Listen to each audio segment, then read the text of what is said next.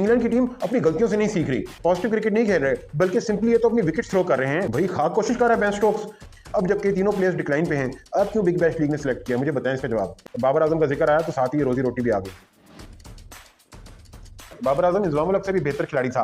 ODI में इंजमामुल हक से बड़ा प्लेयर बाबर आजम है, क्योंकि बाबर आजम के अंदर एक और क्वालिटी है, अपने फैंस को बेवकूफ बनाने के साथ साथ Babar Azam can fool the averages as well. Umpire साहब, ये कैसे मुमकिन है? कोई बंदा स्टैट्स को किस तरह बेवकूफ बना सकता है? जाग जाएं, आप नींद पूरी करके आया करें ना हमारे शो में, यहाँ पे आके सो जाते हैं आप। Welcome to another exciting episode of umpire point. तो जनाब, आज हम बात करेंगे 3 अहम इश्यूज पर। नंबर 1, एशेज में किस तरह से इंग्लैंड की पिटाई हो रही है। नंबर 2, पाकिस्तानी प्लेयर्स किस तरह से बिग बैश लीग में फेल हो रहे हैं। और नंबर 3, हम बस बात करेंगे इस बंदे की जो कि लगातार आजकल इस तरह की वीडियोस बना रहा है, और इस वीडियो में इसने बात की है कि Babar Azam is better than Inzamam-ul हक। इन सब इश्यूज़ के ऊपर बात करने के लिए हमारे साथ हमेशा की तरह हैं जनाब अंपायर साहब। तो अंपायर साहब, कैसे हैं आप? यार आम आदमी साहब, आप हमेशा मेरी ड्रेसिंग का मजाक उड़ाते रहते हैं, ये आप क्या पहन के आ गए हैं? अंपायर साहब, इसको शलवार कमीज़ कहा जाता है, ये पाकिस्तान का कौमी लिबास है। बड़ा कौमी लिबास कर रहे हैं, पहले तो नहीं आपने कभी कौमी लिबास पहना। अंपायर साहब, जुम्मा था इसलिए मैंने शलवार कमीज़ पहनी है, आपने कभी जुम्मे की नमाज़ पढ़ी हो तो फिर है ना। बस करो यार, अब आप अपनी लिमिट्स क्रॉस कर रहे हैं। अंपायर साहब, छोड़ें इन बातों को।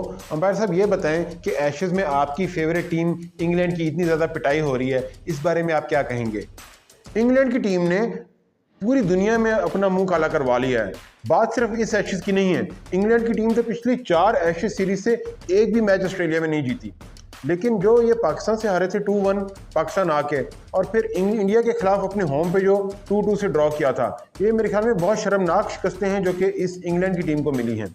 इसकी वजह यह है कि इंग्लैंड की टीम अपनी गलतियों से नहीं सीख रही, बेसबॉल के नाम पे एग्रेशन नहीं दिखा रहे, पॉजिटिव क्रिकेट नहीं खेल रहे, बल्कि सिंपली ये तो अपनी विकेट थ्रो कर रहे हैं। आपको जल्दी किस चीज़ की है? आप विकेट पर रुककर क्यों नहीं खेल सकते? आप देखें कि पहले की जो इंग्लैंड की टीम थी, Cook, Strauss, Trott, Bell, Collingwood, ये तमाम प्लेयर्स कितनी ज़बरदस्त कन्वेंशनल क्रिकेट खेलते थे, और इन्होंने ऑस्ट्रेलिया जाके ऑस्ट्रेलिया को 3-1 से टेस्ट सीरीज हराई थी। तीनों के तीनों टेस्ट मैचेस एक इनिंग से हराए थे एक मजबूत ऑस्ट्रेलियन टीम को।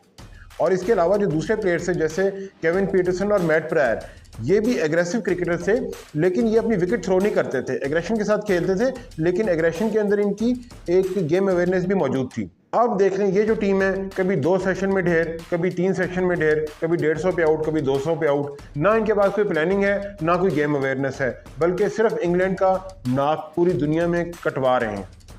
लेकिन अंपायर साहब, बेन स्टोक्स तो पूरी कोशिश कर रहा है और कन्वेंशनल क्रिकेट खेल रहा है। भाई खाक कोशिश कर रहा है बेन स्टोक्स। बेन स्टोक्स पर सिर्फ अपनी जिम्मेदारी नहीं, पूरी टीम की जिम्मेदारी है जनाब।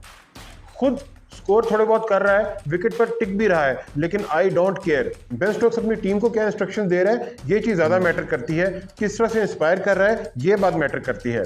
मैं आपको बात बता दूं, Australia will win this Ashes 5-0। एक और वाइट वॉश होगा और एक बार और इंग्लैंड को शर्मिंदगी का सामना करना पड़ेगा। McCullum and Ben Stokes, they have to go, they have to be axed. इनको बाहर निकालना चाहिए अब। और तीसरी चीज़ ये कि बेसबॉल को हमेशा के लिए बरी कर देना चाहिए। ये बहुत हो गया, इंग्लैंड की बहुत ज़्यादा जलालत हो गई, और I think it has to change, otherwise England की टीम बहुत ज़्यादा शर्मिंदा होगी। अंपायर साहब, बिग बैश लीग में पाकिस्तानी प्लेयर्स बहुत ख़राब परफॉर्मेंस दे रहे हैं। बाबर आजम, मोहम्मद रिजवान, शाहीन अफरीदी, सब के सब फेल हो गए। सिर्फ शादाब खान और हारिस रऊफ ने थोड़ी सी बेहतर परफॉर्मेंस दी है। आप क्या समझते हैं कि क्या वजह है कि ये पाकिस्तानी प्लेयर्स इतनी बुरी तरह से फेल हो रहे हैं बिग बैश लीग में? मुझे एक बात बताएं, जब ये 3 प्लेयर्स बाबर आजम, मोहम्मद रिजवान और शाहीन अफरीदी, जब ये अपनी पीक पे थे, बेस्ट फॉर्म में थे, बाबर आजम ने तो गैरी सोबर्स ट्रॉफी भी जीती थी और रिजवान ने भी बेस्ट T20 प्लेयर का अवार्ड भी जीता था, उस वक्त बिग बैश लीग ने इनको क्यों पिक नहीं किया? अब जबकि तीनों प्लेयर्स डिक्लाइन पे हैं, अब क्यों बिग बैश लीग ने सिलेक्ट किया? मुझे बताएं इसका जवाब। इसकी वजह यह है कि ऑस्ट्रेलिया को परफॉर्मेंस नहीं चाहिए, ऑस्ट्रेलिया को चाहिए social media hype. Social media hype की वजह से ही उन्होंने इन प्लेयर्स को सिलेक्ट किया है। They don't care about their performance. ऐसी बात होती है तो जब ये पीक पे थे उस वक्त इनको सिलेक्ट करते। इन्हीं में से एक प्लेयर यानी कि मोहम्मद रिजवान ने कहा था कि खुदा हमें जलील करे अगर हम अपनी टीम के लिए ना खेलें, अगर हम टीम के साथ सिंसियर ना हो तो खुदा हमें जलील करे। और ये देखें, इन्हीं के साथ यही कुछ हो रहा है। इसके अलावा बाबर आजम ने भी जर्नलिस्ट को कहा था कि हम हर सवाल का जवाब ग्राउंड के अंदर देंगे, और आप देखें किस तरह से ग्राउंड के अंदर बाबर आजम जवाब दे रहा है, हर मैच में फ्लॉप हो रहा है। तो बाबर आजम का जिक्र आया तो साथ ही रोजी रोटी भी आ गई।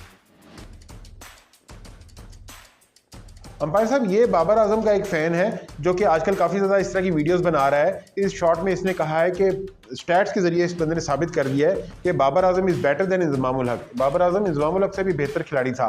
इस बारे में आप क्या कहेंगे? ये देखिए इसने स्टैट्स भी बताए हैं। ओडीआई में इंजमामुल हक से बड़ा प्लेयर बाबर आजम है, क्योंकि इंजमाम की सेना कंट्रीज में जो है ना वो 22-22, 23-23 रन की, 25-25 रन की एवरेजेस हैं ओडीआई में, और बाबर आजम की जो है ना वो 50-50 के करीब सेना कंट्रीज में एवरेजेस भी हैं, और वर्ल्ड कप में जो है ना बाबर आजम की 1 सेंचुरी भी है और जो है ना वो 50 रन की एवरेज भी है, जबकि इंजमाम की 33 इनिंग्स में 24 रन की एवरेज है और कोई सेंचुरी नहीं है। यार भाई इस इंसान को खुदा हिदायत दे, स्टैट्स के साथ ज्यादती हो रही है यहाँ पे। स्टैट्स का कहते हैं बलात्कार, वो हो रहा है। आप दो डिफरेंट एरा के प्लेयर्स को किस तरह से कंपेयर कर सकते हैं, स्पेशली ओडीआई क्रिकेट में। मैंने पहले अच्छी तरह एक्सप्लेन किया हुआ है कि टेस्ट मैचेस में तो फिर भी आप दो डिफरेंट एरा के प्लेयर्स को किसी हद तक कंपेयर कर सकते हैं, क्योंकि जो उसके जो नॉर्म्स हैं, जो उसके स्टैट्स की जो एक एल्गोरिदम है वो तकरीबन सेम रहता है। लेकिन यहाँ पे ओडीआईज में पिछले 20-25 सालों में चीज़ें बहुत चेंज हो गई हैं। मैं आपको बताता हूँ किस तरह। नंबर 1, बैटिंग पिचेस बनना शुरू हो गई हैं।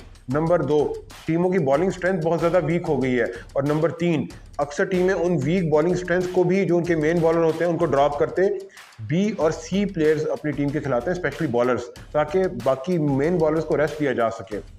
अब ये बंदा इंजमाम की सेंचुरी तो काउंट कर रहा है, मगर इंजमाम की सेंचुरी किस तरह आप काउंट कर सकते हैं अगर आप क्रिकेट की थोड़ी सी भी समझ रखते हैं? क्योंकि इंजमाम नंबर 5 का प्लेयर था और बाबर आजम के टॉप ऑर्डर में आता है, मतलब नंबर 3 पे सबसे ज़्यादा क्रिकेट खेला है। तो इसकी इसी बात से साबित हो रहा है कि इस बंदे को क्रिकेट का कितना नॉलेज है। और जहाँ तक एवरेज की बात है, स्टैट्स की बात है, तो बाबर आजम के अंदर एक और क्वालिटी है, अपने फैंस को बेवकूफ़ बनाने के साथ साथ Babar Azam can fool the averages as well. Babar Azam averages को भी फूल बना देता है, स्टैट्स को भी फूल बना सकता है। अंपायर साहब ये कैसे मुमकिन है? कोई बंदा स्टैट्स को किस तरह बेवकूफ़ बना सकता है? फैंस को तो बेवकूफ़ बनाना ठीक है, मगर स्टैट्स को किस तरह बेवकूफ़ बना सकता है? हाँ जी, बाबर आजम का फिर से जिक्र आ गया। रोजी रोटी तो होनी चाहिए। देखिए मैं आपको समझाता हूँ।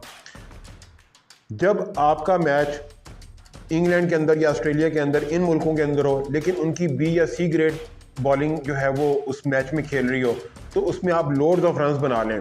या जब बैटिंग कंडीशंस बहुत ज़्यादा अच्छी हों, बैटिंग पिच हो, बैटिंग पैराडाइज हो, वहाँ पे बहुत सारे रन्स बना रहे हैं, लेकिन जहाँ पे आपको ज़रूरत पड़े वहाँ पे आप स्कोर ना करें।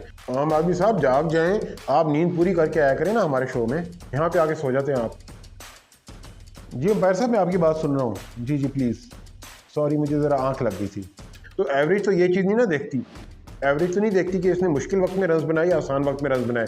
एवरेज तो एक स्टैट्स हैं, यानी कि किसी मुश्किल मैच में आपने सेंचुरी बनाई और इजी मैच में आप अर्ली आउट हो गए, उसकी एवरेज भी 50 होगी। इसके मुकाबले में एक बंदा जिसने डक बनाई उस मैच में जहाँ पे बहुत ज़्यादा उसकी ज़रूरत थी, और जब इजी कंडीशन थी जहाँ पे उसकी ज़रूरत नहीं थी, वहाँ पे उसने सेंचुरी बनाई, उसकी एवरेज भी 50 होगी। तो बाबर आजम के अंदर ये क्वालिटी है कि वो स्टैट्स को भी फूल बना लेता है। इंपॉर्टेंट मैचेस में अर्ली आउट हो जाएगा, और अनइम्पॉर्टेंट मैचेस में या जहाँ पे B grade C grade bowlers होंगे, मैच की खास इंपॉर्टेंस नहीं होगी, वहाँ पे जनाब बेशुमार ढेरों ढेर रन बना लेगा। और बाबर आजम इसी तरह से फैंस के साथ साथ स्टैट्स को भी फूल बनाता है। इसके ऊपर मैं आपको डिटेल्ड वीडियो बना के आपको बताऊँगा किस तरह ऑस्ट्रेलिया, साउथ अफ्रीका, इंग्लैंड जाके इन टूर्स में किस तरह से बाबर आजम ने एवरेजेस को फूल बनाया।